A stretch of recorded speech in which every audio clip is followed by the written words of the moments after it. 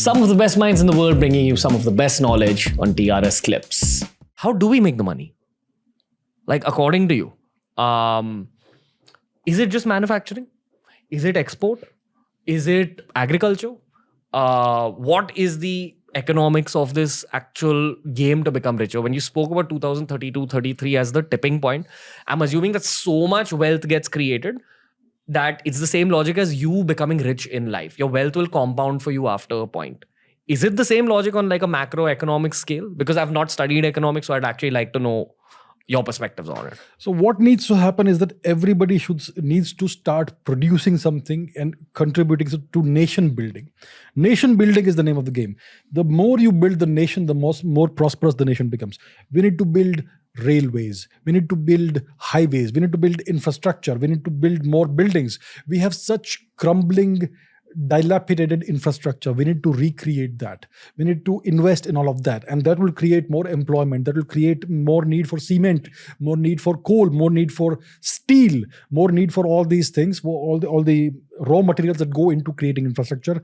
And of course, manufacturing is also a major component of that, because we can export goods that other nations need, and we can get money in return. So it's a all around 360 degrees development perspective.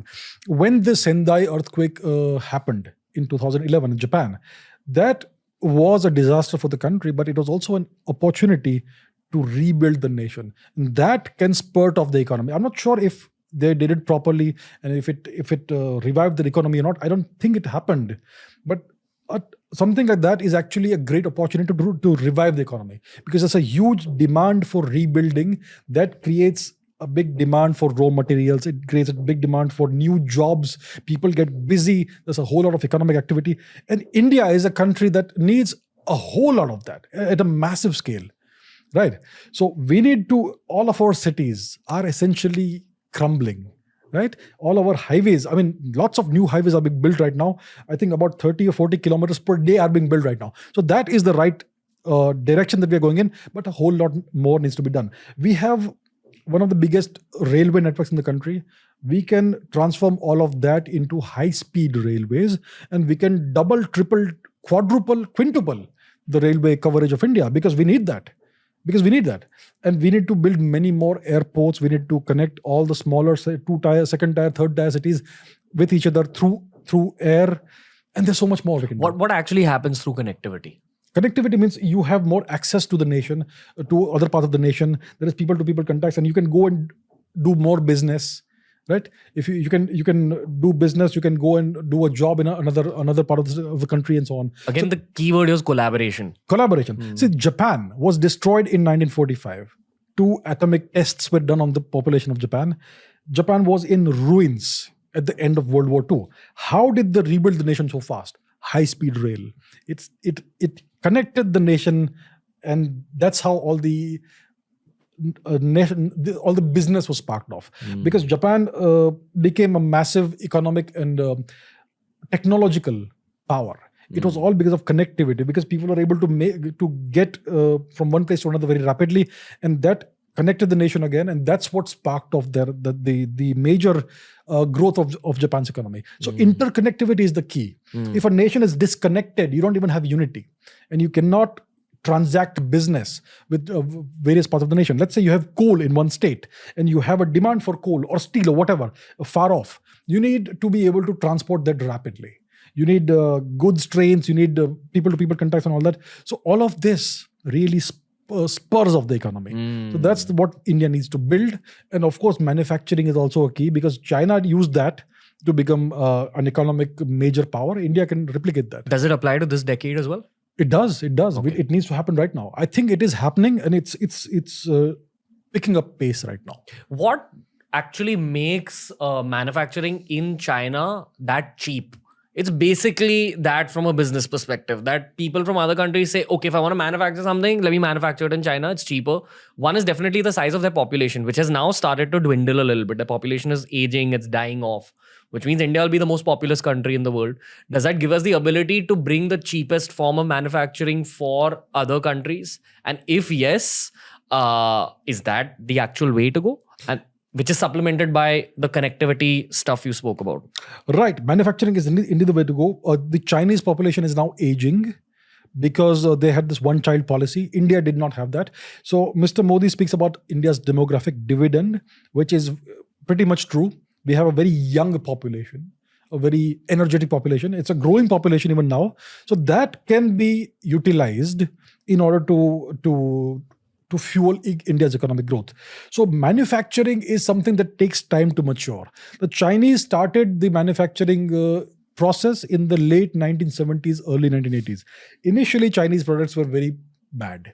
They had a very bad reputation. But by the 2000s and 2010s, they had achieved the level of maturity where they did not need any more Western technology. They had already absorbed all the Western technology, and then they were able to iteratively improve upon that. And today, Chinese manufacturing is at a high level.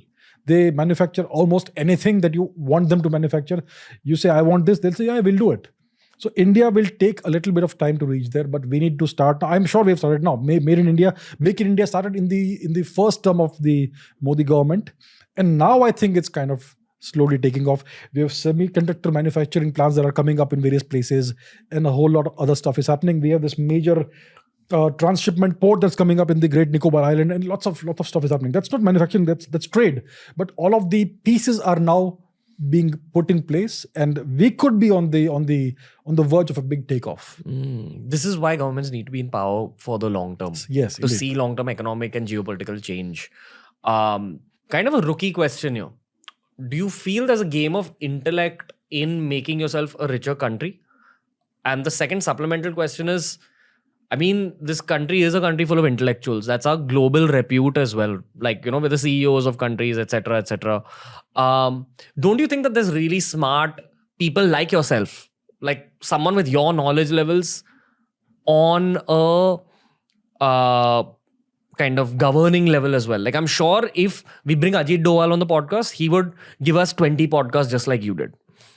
There has to be more people like that. Do you think that is the case? Do you think that there's really smart people governing this country and they already know these things that we're discussing? Or are there people in the government who are studying podcasts of Abhijit Chavda and getting inputs? This is something I've always wondered, that I've done about 350 podcasts with some really smart Indians. You're like right up there, especially when it comes to the information in your mind. And then you meet people at parties, you meet people in social situations. I've met politicians. And I think to myself that, are there really intelligent people at the top? And does intellect play a role in economic growth? Very raw question, but I just want to know what you think. So when you are running a company, if you are successful, it's because you hire the right people, the best people. Similarly, in a government, if you do really well and if you take the nation forward in the right direction, it's only because you've got the right people in place, in the right places, right? I think there are lots of really intelligent people in the government. Let's take one example, Dr. S. Jaishankar, who's the current External Affairs Minister. I don't think he needs to learn anything from Abhijit Chavda. Nothing whatsoever. I need to learn a lot from him, right? He is a career diplomat. Currently, I think he's the most impactful diplomat on the globe. He's a very high energy person. He interacts with so many people on a daily basis, high-ranking diplomats, and he is carrying Indian diplomacy forward. He's putting across the message of India, and he's ensuring that the entire world understands what India's position is geopolitically, what India's national interest is, and there is no compromise that is being made in these diplomatic maneuvers vis-a-vis India's national interest, long-term national interest. So Dr. Jaishankar is, I think, one of the most brilliant diplomats in the world, and he is currently the foreign minister. Similarly, we have the right people in place in other ministers as well.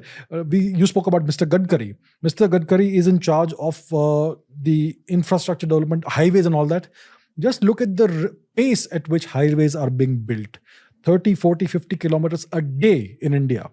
So I think Mr. Modi knows what kind of people to pick and place in the appropriate places, and that's what's being done. Now, when it comes to intellect, India, like you said, is a civilization full of intellects. For every Ramanujan we discover, there are 100 Ramanujans we have lost. So we need to create mechanisms to catch the intellect. You may see one, but there's a whole lot that we are missing right now because of the problems in our system. The education system is terrible, and so on and so forth. There is a lack of merit in the education system. It's about reservation, not about how intelligent and how good you are and how will you perform and all that. So these issues are there. But if you can get the system right, this country will take off because we have the intellect. Maybe we've got the system right with cheap internet. Maybe. It's too early to say in terms of that experiment. I think Geo kicked off in 2016. Which is what, like 6 years? 6 years, yeah. Too short a time period. But I will tell you that you go meet rural Indians, they're not the rural Indians of 10 years ago. Yes. They know a lot more. Maybe that experiment has kicked off. But thanks for watching. Make sure you check out the entire episode and also check out this playlist that we've curated just for you.